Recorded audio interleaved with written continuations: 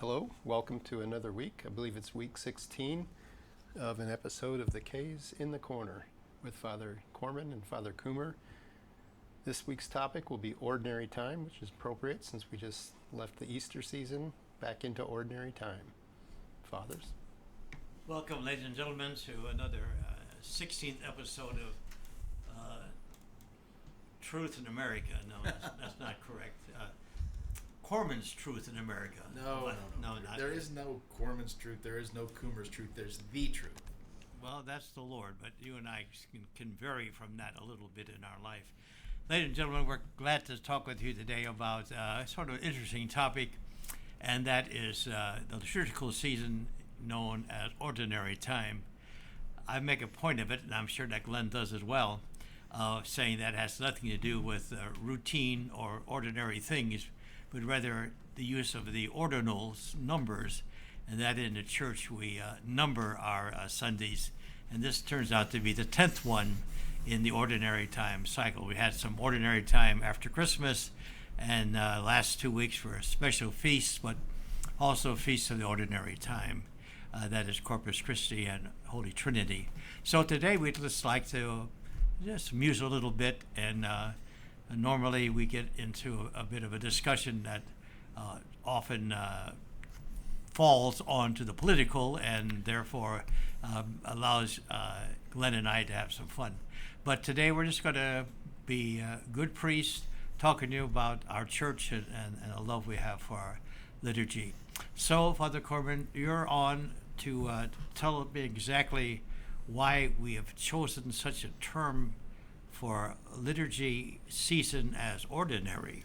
Again, you summarized it well. It's we just simply count the Sundays in order. And I think there's like 33 weeks of ordinary time. It culminates with the Feast of Christ the King. Which is the 34th Sunday of ordinary time, in case you don't know.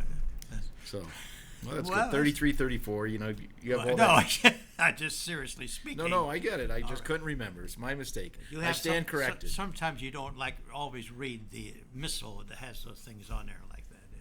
Yeah. So, but no, it's somebody gave me a nice T-shirt. My cousin said, "Ordinary time is extraordinary," and it's and it is extraordinary because why? We every Sunday when we gather, we celebrate and make present the reality of Jesus' cross and death and resurrection, and so that's never ordinary.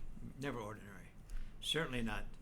And of course, as everyone knows or should know, we have cycled liturgies into three separate Sunday ways, and we're now in the middle of what I've been calling the B year. That's not a grade, it's just again a numbering, the year of St. Mark, but because Mark is the shortest of the gospel stories, you might on any given Sunday find a reading from someone else, usually John. So anyway, in this B year, we have been hearing wonderful stories, and I just get tickled for some of the things that St. Mark is good about picking out, little incidences, little anecdotes across the thing. So what things we've done recently during the week has been some fun stuff. What about the ordinary story of paying the temple tax? That was last week, I think, someday, as I recall. And it was not so much about paying tax, but those ancient Jewish Hebraic people just cringed at the idea of using a Roman coin to pay a tax. Anyway, what do you think about some of the Markan things in ordinary time? I think obviously they're wonderful, and Mark is the shortest gospel.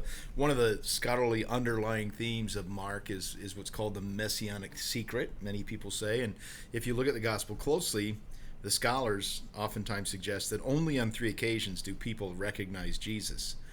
And that's at the beginning of the gospel, where it says, "This is the story of Jesus Christ, the Son of God."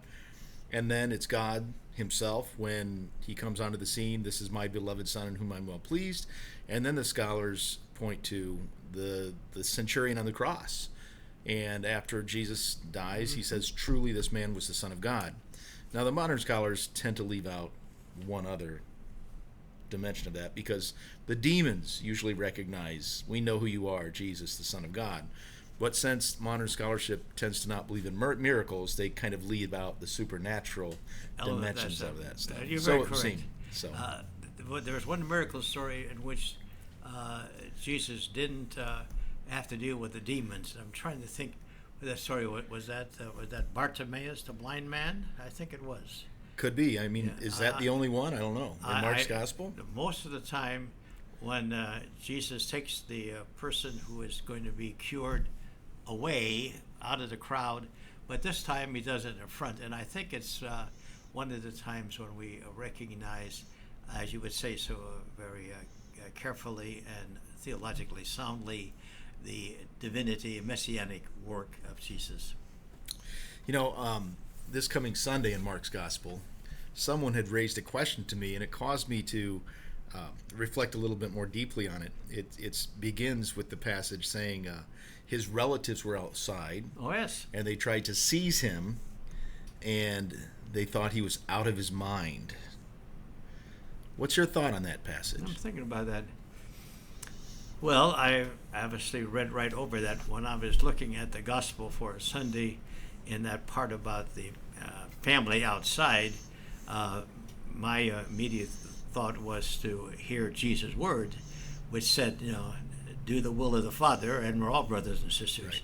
So I'll have to think more about, others have said that of Jesus too, and they probably still do. Well, it compelled me to check out the Greek. What? So Check out the Greek. I went back to the Greek, and I am no Greek scholar by any stretch of the Did you imagination. read it at all? I can look up words. I have a Greek dictionary. I have Kittle's Greek encyclopedia. Really? It's very Yeah. nice. I have a Greek text that, Yeah. that I look at and try to remember how to pronounce the letters. Yeah, and what I found to be interesting, and like I said, you have the scholars and they translate it, but the word that they use for seize doesn't necessarily mean seize. It can also mean hold back. And then what I found really fascinating is the word that they used for out of his mind could also mean amazing, astonishing.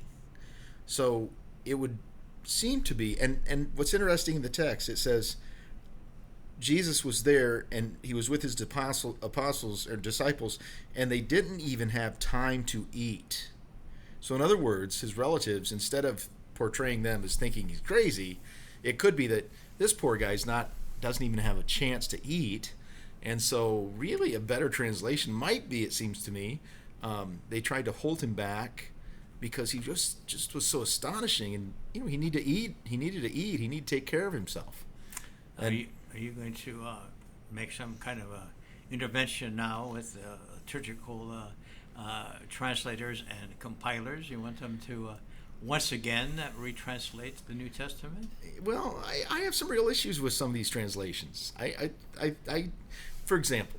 All right, this is going to be good. How can Jesus say in the translation that we have, you must hate your mother and father, or you can't be my disciple?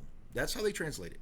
You must hate your mother and father, or you can't be my disciple. You don't suppose that's going to transmit an idea to all of us about the exclusivity of our love of God? I think that's what that means to me anyway. Well, yes, but literally what it says, you must hate your mother and father. And I know. no, I'm just saying this is important. It's just a very bad way to because how can Jesus say in one place you must hate your mother and father and love your enemies? You've never been a literalist before, and now you've become a literalist. What is this? Not a literalist. Cut off your hand if you cause it a sin. That's hyperbole. So couldn't that be hyperbolic? No, it's a bad translation. In Spanish, it's much better. Okay? Well. In Spanish, it says no prefiere. In other words, you must not prefer your mother and father to me. In other words, it can also have connotations of indifference, which is a much better translation. So a systematic translation, the Greek is better than English. Yes, absolutely. In that particular case. Well, maybe. Well, I don't think the meaning is lost in the English translation we have now. I do. I think it's an abysmal translation, but I'm not a scholar. No, you just said you weren't before, and then you explained to us all the Greek. My question is, what was it like before the current New American translation, with which we have to live. Yeah, that's a good question. I didn't take a chance. I didn't look at the other translations like the Dewey Reams or. I think I did look at it maybe once, but I don't know if it said hate. It might have said you must be indifferent. I mean, it probably I would be surprised if it wasn't a better translation. But that's just me. Well, I think I just wanted to spend the whole time talking about that, but it seems to me that that's a very stark phrase, which makes the point doubly clear, at least to me, about the preference, as you would use the word. And again, not to belabor the point, I'm No, just no, saying the only I thing don't that think the Lord is intending us not. His law, as a matter of fact, is just the opposite. He's meant to love everyone. He's Right, not- exactly. So he's not going to. He's making a point. and one could see it as hyperbole. I just think it's a bad translation. I think you can convey the Well, you point can- without raising all those connotations where people would look at that, atheists or whatever, they'd read this and they say this is ridiculous. This is obviously a contradiction. It doesn't make any sense. There's no consonance between other things that Jesus said. This is obviously just a myth. It doesn't make sense. I'm surprised that you have become such a literalist. No, This just is not. driving. That's all that study you did with Nietzsche did that. That's the reason. Well, I don't know about that.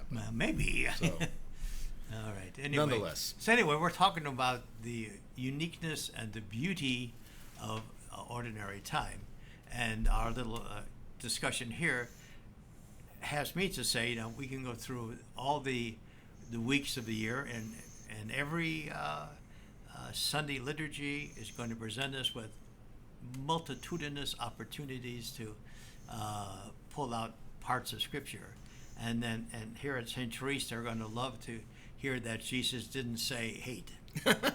well, I don't know. Not this weekend. They won't hear that. No. This weekend, It's the well, they should. astonishment. It'll be not necessarily seize, but hold back, and But Okay, you seize and hold back. I don't know. Was that all they seem to say is, Lord, their family's outside, and the Lord responds to that saying, well, that's really nice and interesting, but if you want to be brother, sister, mother, father, then do the will of God. I don't want to think Jesus is talking about interfamilial relationships. He's talking about the heart of speaking of the heart. Happy Sacred Heart Day to you, Glenn. So Yes. He's talking about the heart of our Christian faith. yeah, you're not going to get into the blood pump then, right? Well, I do that on purpose just to get you going. Ladies and gentlemen, many years ago when Glenn was living in distant South Bend, and he had me over to his Church of Holy Family, and he'd warned me for months ahead of time not to talk about the blood pump, so I did. Devotion to the Sacred Heart of Jesus, which we celebrate this very day, as it turns out, on the making of this podcast, the Feast of the Sacred Heart. So, so it's not a blood pump business. Okay. No. I'll We learn. don't have a devotion to the blood pump of Christ. We have devotion to the very core and center of his being. In Spanish, again, the word corazón, or apple core. And in the Hebrew mindset, it's kind of like focusing on the mind, the intellect, the emotion, the very core and center of who Jesus is as his divine personhood. For 11 more days, I will be the pastor of St. Joseph Church in Hessen-Kassel, and the main focus of our Reredos, of course, is the very Sacred Heart of Jesus. We have great devotion to the source of sacramental life for us in the church. Getting back to the ordinary time, Yes. the structure, Well, the that's, by the way, liturgy, the topic, yeah. all the rest. What's fascinating is if you go to Mass every Sunday for 3 years and go through those 3 cycles, I think you hear about 44% of the Bible. If you go every day in the 2-year cycle, daily Mass, it's close to 77% of the Bible. So what's beautiful about the liturgical year and their intentionality is trying to help Catholics be exposed to the Bible kind of through osmosis. The Bible was never intended to be read. It was intended to be heard. So most people until a few hundred years ago couldn't read, but they would have someone read the scriptures so they could hear what was being written down, because most people didn't have the privilege of reading the Bible. Now, by saying that, I don't mean that it's not good to read the Bible. It certainly is. I encourage that. In fact, when I was a student in engineering, one of my good friends, God bless him, good old Brian Fry, he was a very devout, good Christian Baptist. He said, well, you Catholics don't believe in the Bible. And he said, well, that's kind of weird. I was never taught we didn't believe in the Bible. And the sad thing was, I never read it much. And so I started reading the Bible, and I said, I've heard all this before. Because the church, in her wisdom, just gives us this depth and breadth of knowledge if we just faithfully attend Mass. Oh, that works. Actually, that is a very poignant thing to say. If you run a test among most any Catholic and you give them 2 or 3 words of a biblical phrase, they're going to know the next word from having, as you said, having heard it all these years. And I'm not going to argue with you on this one, although as much as I'd like to. But no, it's a beautiful thing. And so... All right, so speaking of that, when I was a very young priest, there were still some more progressives around, and they would have, on occasion, as we were offering the liturgy in the vernacular, would go through the pews and remove missalettes so people wouldn't have their nose stuck in that while they were proclaiming the scriptures from the ambo. Was that a good thing or a bad thing? I think it was a bad thing. It was a bad thing, just bad thing. Yeah, and just simply for the fact that they... It was bad, but it might have been inappropriate if I don't hear this word, ladies and gentlemen. It might have been just plain stupid. Well, the point is, whenever you're trying to learn something, you have a better chance of understanding it the more senses you engage. So if you're hearing it audibly and you're reading it with your eyes, there's a better chance for recollection. So it's why would you make it more difficult to not have as many modes I would think for a not perfect reason, but for the reason of offering some respect to our lectors and proclaimers. I mean, they're taking their effort, volunteering their time to rehearse, study, project Scripture. Maybe we should at least look at them. But as you say, if they're out to learn something, stick the thing in their face. Well, and not everybody follows the words in Scriptures copiously either. So, I understand. but it's I don't know. The bottom line is that we just hopefully can draw ourselves closer to Christ and let ourselves be engaged in the liturgy. Well, so what you're saying is what we hope we're trying to say with this little segment is that we are having ordinary time. It's not an excuse to be disengaged in the efforts of hearing, proclaiming, experiencing, rejoicing in the holy word of God. That's what I wanted to say. Anyway. No, and that's true. Mm-hmm. And now, as you said, we've just finished the Body and Blood of Christ, which originally in some parts of the world was actually on Thursday before last Sunday, but they moved it. That's what it's supposed to be, but American bishops like to put things on Sundays. Right, because most Catholics are working, and it's very difficult for them to go out of their way, and the people that come to Mass typically do come on Sundays. It's more difficult in our culture to break away on these liturgical feasts. It's not recognized, but in some parts... I cannot hear... I'm not... The words you speak now are from the man who talks about sacrifice, giving up, and this is interesting to me. It's good for the soul to make some arrangements to offer up some inconvenience to worship God. It absolutely is great to do that. But by and large, our culture has been so deconditioned to prioritize God in those things. And so, you can be faithful to, we're doing it on this day, and then you only get, 30% of the Catholics are coming to church on Sunday, you might get 4%. So at least you have the chance for them to understand and hear. Well, that's always a great day for us.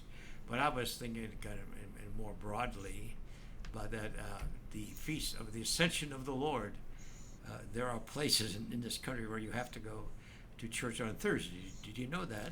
I did know that, and I wish we were one of those places. But as you said, you don't want our culture to be inconvenienced at all about going to church. Well, it's not that I didn't want that. I'm saying that's you don't get to pick it. Right, exactly. Until you get more. So I mean, my understanding more is red shaded clothes. What's that? Oh yeah. Sometimes you make more red shaded clothes. Oh, we don't want that. We don't want that. But in the old calendar, if I could be mistaken, but actually it was Ascension Thursday, 40 days after Easter, when the Easter candle was taken out of the church. Well, we didn't take it. I was an altar server in those days. We just simply extinguished it after the gospel story. Okay. So it wasn't lit after that, but you didn't move it from the sanctuary, or Well, not during that mass, no. But as a Pentecost, of course, I literally carried the candle out. in the old days. So they didn't. No, like This, now. yeah, no, that's right. No, and that's what we did. That we did that here at the I last understand mass. I didn't do that at all the other masses, but on the ultimate mass, the last mass we had in the season. Well, it's not to say something is ended. It's just, well, for me, it's saying that we're going to now prolong our belief in the resurrection, which is every Sunday job, and we're going to do it differently. The nice thing Okay. symbolically about taking it out on Ascension Thursday is because you just extinguish the light, because those were the 40 days that his physical presence was on earth, and so It's a symbolically. service to the to the Easter season. Excuse me. To take the candle out is a disservice to the Easter season. You're not taking God out of the church. You're only But you're taking the candle out. you're taking the symbol of Jesus, and to even extinguish it and leave it in the sanctuary, that would be fine too. Did they take it out? But I think that with our restoration of the liturgy, I think they made a good move. That If I was made Pope, I would put that back. We would the Easter put out. candle. Well, you're not the Pope. No, I'm not. I said if I were. The Easter candle ought to burn all of Easter season Yeah, in front of God and everyone, I just think it. especially by your ambo. Yeah, and I Might shed some light on your preaching too. yeah, and I need that for sure. Well, I do as well. Yeah. I need that for sure. But yeah, so I mean these things, and there's the liturgical wars, right? And that's what's really sad about some of these things. That I agree with you, or shouldn't be, but are. And the word liturgy, what does it literally mean? Pick out the garbage out. It's public works. Public works. The people's work. It's the work of the people. I don't think that would be garbage men necessarily, but that Well, it was certainly is a public work. it in some places, but I doubt if necessarily in some of those Well, cultures they would have public people doing that. Well, they would have in the time of the authoring of the scriptures in the Greek, wherever it came from. Anyway, we know that it is the work of the people. Yeah. That's the You were people's making work. a point with this. I forgot. No, that's why the whole point and the idea is the people's work is to thank God. And at the heart of the liturgy, the heart of our work is to give thanks and praise to God. And that's what's so beautiful about this. Why don't you tell us what is the most extraordinary thing about ordinary time? Jesus Christ, body, blood, soul, and divinity, is made present in the Eucharist, which is the source and summit of our faith. And that happens in Easter, ordinary time, and all the rest. But that's the most extraordinary thing that happens. And it continues to happen every time when we gather and celebrate the Mass. Okay. Our liturgical seasons don't exist in a vacuum. Each of them is supposed to elicit from the faithful some response. And so my suggestion, for what it's worth, is that ordinary time elicits from our people a renewed energy to be in the marketplace, to be in the world, to, as your old friend used to say all the time, Father Daniel Pyle, that he should replace all of the exit signs in the church with the phrase entrance. He always suggesting that what we do liturgically, we need to take to the world to do that. The bishop's friend, Father Emil, who was the missionary in Nairobi, in the area of Nairobi, he actually said something very similar. He said above the doors we should say entrance into your mission field. And I actually put those signs up at Holy Family. Well, that's a lot of words. Yeah. Yeah.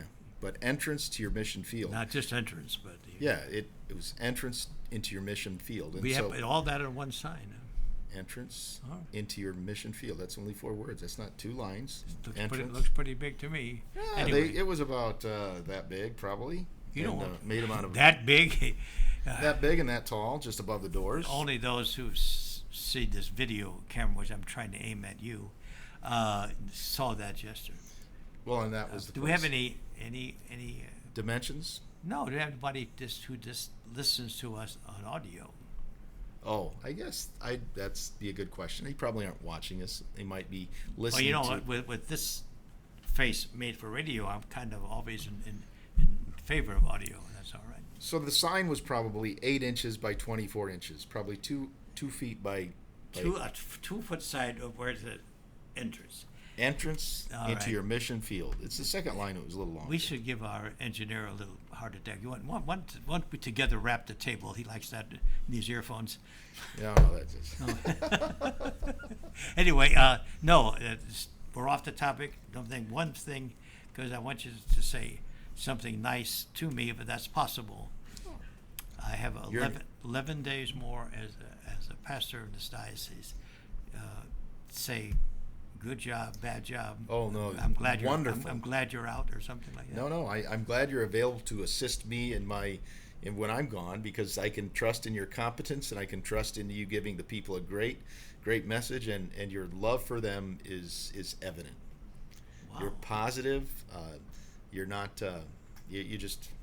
You said this phrase many years ago to another mutual friend of ours, and you had told him when he was just being ordained. He said, "I just don't want to wake up being a bitter, angry priest." I don't want to wake up being 50 years old, and but that, my friend, has passed long ago. Well, but you certainly are not a bitter, angry person, and I could hope be. I am never a bitter, angry person You're either. not. And No, certainly not. It's trying to see the good and being that agent and that instrument of peace and love, and growing and inviting people to more deeply study their faith. And just by coming to Mass, you get a lot by osmosis if you just pay attention. No, I'm not arguing. You're just getting wild. So now, wrap this up, my good friend. All right. Well, please know that ordinary time is extraordinary. It's not ordinary in the sense of what we think that normal word is. We just count the Sundays in order. My prayer for all of us is that we seize this opportunity to grow closer to Christ. And in the ordinary events of our life, our faith is manifest as we go forth and influence and strive to touch our sphere of influence, to let the people know that they are loved by God and that we love them through our actions and our concern and our compassion. And with that said, let us ask the Lord to bless us and to bless you, the Father, the Son, and the Holy Spirit. Amen. God bless you, and know that every one of you is an infinitely valuable, one-of-a-kind masterpiece created by God for a mission. And may we fulfill that mission by manifesting and God bless you, revealing God's Father Glenn. You presence. get a lot of words. Lots. Sorry. Yeah, no, don't be sorry. Thanks. Now, drink. Thank you for another Always. interesting episode. Broadcast. And remember that there's a lot of previous episodes also available on Father Glenn's YouTube page and the My Parish app for St. Therese or St. Johessen Castle. Which, by the way, there's an excellent article on Father Coomer's contributions to the diocese in this week's Today's Catholic. Oh, I encourage everybody to read it. Very good.